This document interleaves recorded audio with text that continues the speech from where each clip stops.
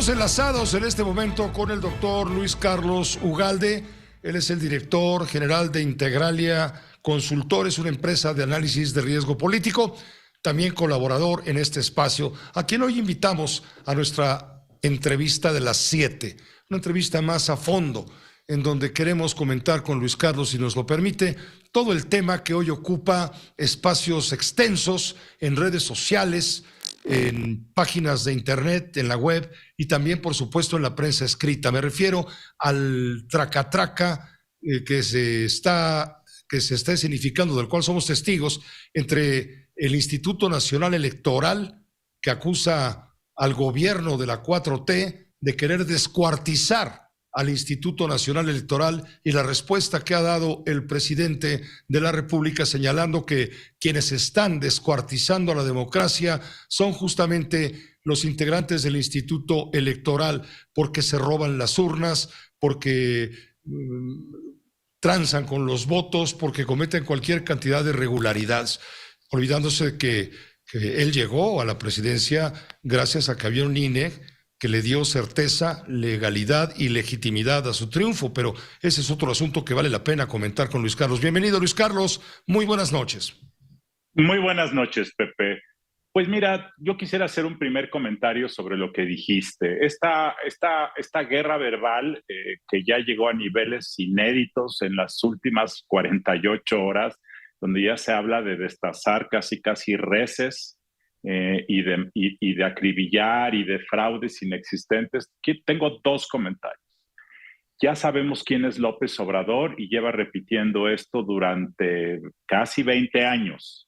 Dos, sorprende que como presidente siga repitiendo la misma cantaleta de fraudes que jamás ha comprobado. Tres, el día de ayer en su mañanera le subió todavía más el volumen de estridencia. Pero francamente, Pepe, creo que siempre hay que señalarlo, pero ya no hay que hacerle demasiado caso a López Obrador, ni en este ni en muchos otros temas. A mí me parece que el INE ha defendido con firmeza la institución, me parece que Lorenzo Córdoba lo ha hecho en general bien, pero me parece que ha sido imprudente en su forma de contestar. A mí me parece que un presidente del Instituto Nacional Electoral debe defender como lo ha hecho él, pero hay excesos verbales que está cometiendo Lorenzo Córdoba al amparo de la calentura, que me parece que no ayudan al ambiente. A ver, te voy a poner justamente lo que dijo Lorenzo Córdoba, y que ha detonado también la gravedad de todo esto, cuando ayer hablaba de descuartizar al INE, de acuerdo a lo que implica el plan B de reforma electoral que está por terminar de ser aprobado. Así lo dijo de este modo, para subrayar lo que tú dices, que es demasiado vocal, demasiado verbal el presidente del instituto.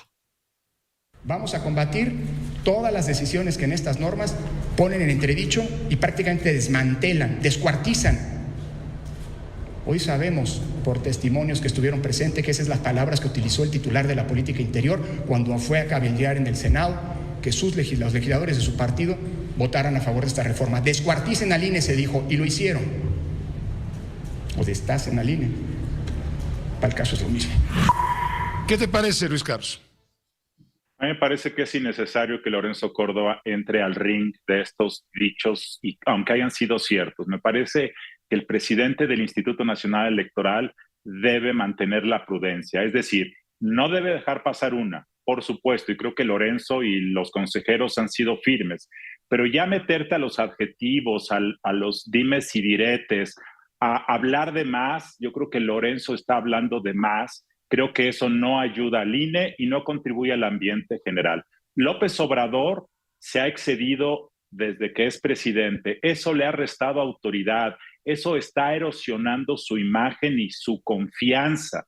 Pero ese es el problema de López Obrador. López Obrador ya se va.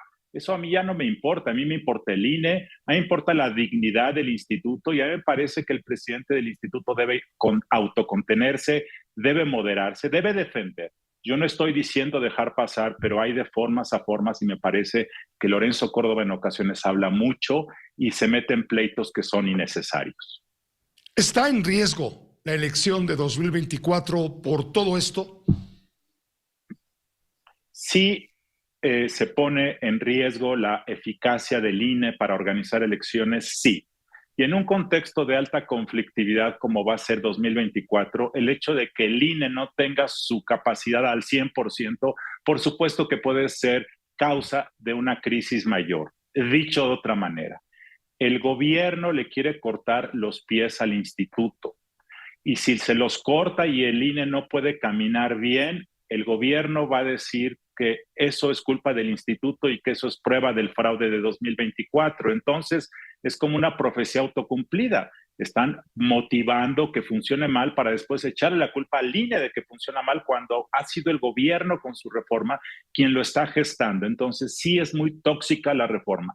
No es el fin del mundo, no es el fin del mundo, pero sí es tóxica y sí es regresiva y sí puede hacer mucho daño. Yo estimo, Pepe, que la Corte y los tribunales laborales van a revocar partes de esta reforma. Bueno, los tribunales laborales van a dar suspensiones para que la parte de la reducción laboral sea tan dañina, pero creo que la Corte va a quitar algunos aspectos y entonces el 100% del daño va a acabar, desde mi perspectiva, siendo un daño parcial, tóxico, que ojalá no ocurriera, pero yo confío que el INE pueda maniobrar adecuadamente en 2024, siempre y cuando se cumpla una condición, que los consejeros que se elijan en marzo sean gente responsable y gente sensata. Eso no lo sabemos, Pepe, pero si eso ocurre, creo que el INE puede navegar. Eso no significa bajar la guardia, eso significa seguir defendiendo al INE, pero también poner todo en perspectiva. ¿Hay riesgo de que si todo esto se consolida con la aprobación del plan B de la reforma electoral, pueda en un momento dado estar en riesgo el tema electoral y anularse las elecciones, como se dijo, eventualmente? Mira, Pepe, yo fui presidente del IFE en 2006 y me sé esta historia de memoria. Esto que vamos a vivir en 2024 me hace recordar pasajes de 2006, desafortunadamente. ¿Qué ocurrió en 2006? Que el PRD, que en entonces postulaba a López Obrador, y López Obrador empezaron a cuestionar a la autoridad, no tanto como ahora. Empezaron a decir que estábamos ayudando al PRI y al PAN, empezaron a decir que no confiaban en los consejeros durante 2 o 3 años antes, no fue nuevo. El IFE hizo un esfuerzo enorme para generar certeza en los competidores, en el PRD, en López Obrador, tanta como se pudo. Y los días previos a la elección, pues muchos pensaban que López Obrador ganaría y entonces el PRD estaba muy contento, muy feliz. Pero cuando el día de la jornada no se cumplió su expectativa, detonaron toda una guerra y acusaron al IFE de un fraude. Y eso lo construyeron durante 3 años la narrativa para poder usarlo ex post en caso de ser necesario. Nuevamente ocurre algo semejante con diferencias. A, López Obrador es presidente. B, existe la probabilidad hoy de que Morena retenga la presidencia mucho más que lo haga la oposición, pero eso puede cambiar en unos meses. C, si Morena gana la elección de 2024, será a pesar del INE, pero si por alguna razón la pierde, dirán que fue por culpa del INE y que ellos lo advirtieron desde años antes. Entonces, es la misma táctica, por eso yo preveo que si la elección de 2024 se torna competida, aun y cuando Morena ganase, pero sobre todo si no ganase Morena, el país corre el riesgo de entrar en una crisis política mayor. Ese es el problema. Y con un INE con pies acotados, pues esto puede ser aún más grave, Pepe. Se viene entonces una lucha electoral sin precedentes, ¿piensas tú? Pienso yo que la lucha electoral siempre ha existido y creo que en 2006 fue una lucha electoral sumamente competida, tanto que la diferencia fue de 250,000 votos. La diferencia hoy es que López Obrador es presidente, que el Estado mexicano, o dicho de otra manera, estoy exagerando, que el gobierno que él encabeza y digamos el oficialismo está emprendiendo una narrativa y un ataque global contra el INE y contra las personas que lo encabezan, que están sometiendo al instituto a través de una legislación secundaria para generarle una implosión por la dificultad de implementar una reforma de esta y que por lo tanto las condiciones de estrés son mucho mayores que en 2006. Por lo tanto, lo que yo percibo es que Claro, si Morena gana por 15 puntos o la oposición gana por 15 puntos, pues no habrá problema, pero difícilmente será el caso. Entonces, yo vuelvo a ver que viene un problema político por el contexto de conflicto que se está gestando hoy desde el propio gobierno. ¿Crees tú que el presidente pueda, en el fondo de su corazón, abrigar miedo de perder el privilegio de mandar y para evitarlo está dispuesto a arrebatar? Yo creo que para el presidente es fundamental, condición necesaria ganar 2024. Es decir, si él ya dijo que la suya es la cuarta transformación, no es un gobierno cualquiera, es la cuarta transformación de la historia del país. Es como un gobierno de una dimensión divina. ¿Tú crees que un gobierno histórico, como él dice que es el suyo, podría perder en las urnas con los conservadores corruptos? Eso sería un contrasentido. Si su gobierno perdiera la elección, quiere decir que no era tal cuarta transformación. Entonces, para el presidente, desde un punto de vista emocional, psicológico, político y moral, es indispensable ganar la elección. Por eso yo creo que el gran problema es que López Obrador, su prioridad es ganar la elección al costo que sea, Pepe. Y cuando tú dices al costo que sea, eso significa que si él percibe que hay algún riesgo en algún momento de que eso ocurra, hoy no lo hay por las encuestas, pero eso se va a ir tornando competido. Si él hacia fines de este año, principios del otro, detecta que la cosa se está emparejando y que hay un riesgo, creo que el presidente está dispuesto a hacer muchas cosas para ganar la elección, sea como sea. Y si la perdiera en las urnas por el INE, creo yo que la respuesta natural será rechazar el resultado. Nada más que hay una diferencia entre rechazar el resultado como candidato opositor, como fue el caso en 2006 o 2012, que hacerlo como jefe del Estado mexicano. ¿Dirías tú, para concluir, que López Obrador demuestra con sus actos no creer en la democracia y tratar de imponer la autocracia? Yo no iría tan lejos, Pepe, porque también es necesario decir que López Obrador finalmente va a terminar su mandato de 6 años y eso me parece que es una buena noticia.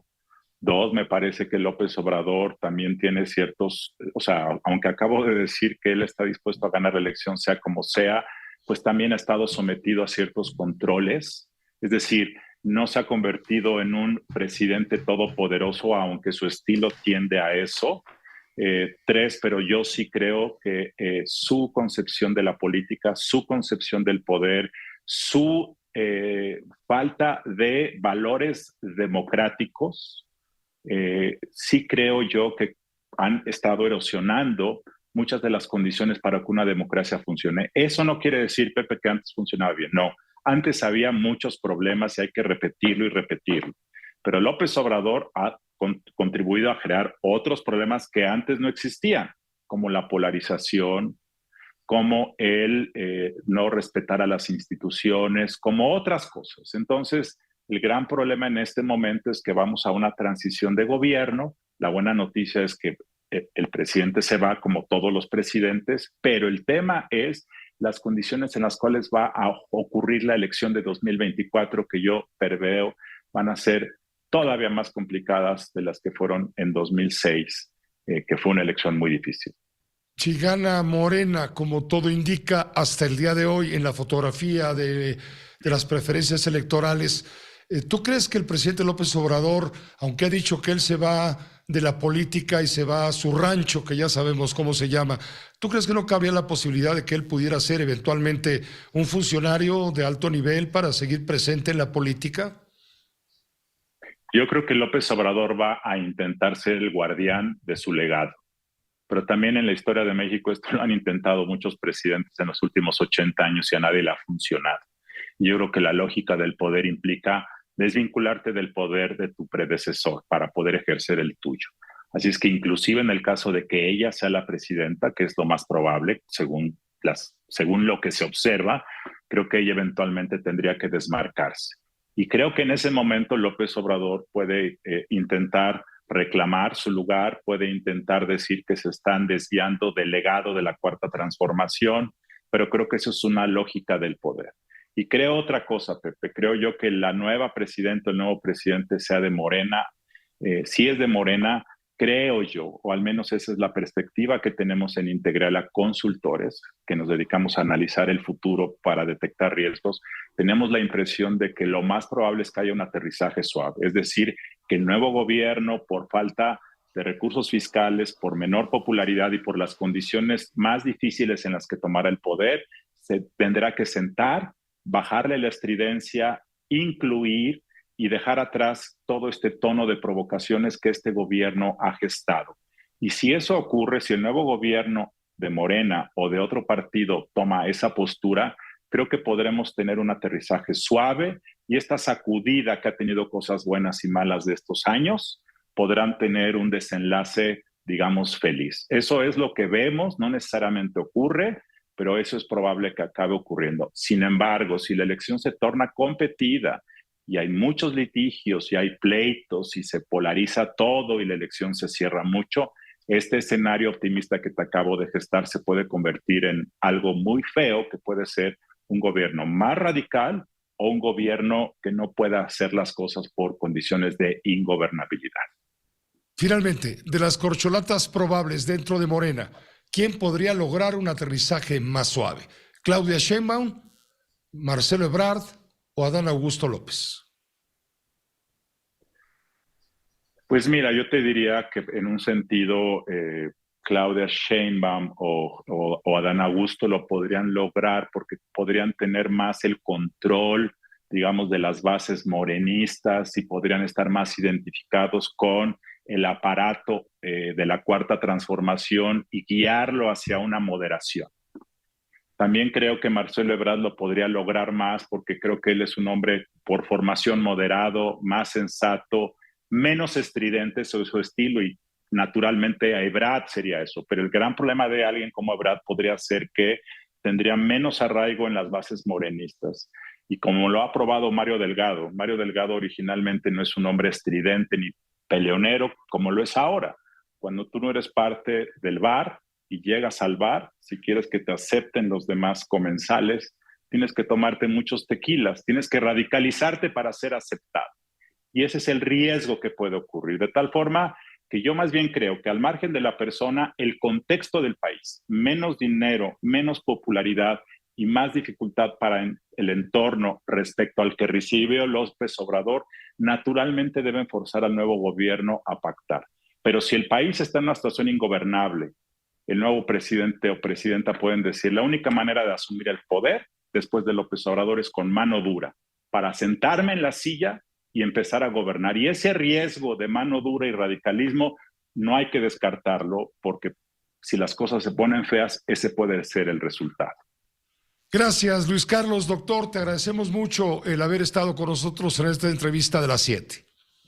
Gracias, Pepe. Muy buenas noches. Igualmente, buenas noches. El doctor Luis Carlos Ugalde, director general de Integralia Consultores, empresa de análisis de riesgo político, colaborador en este espacio.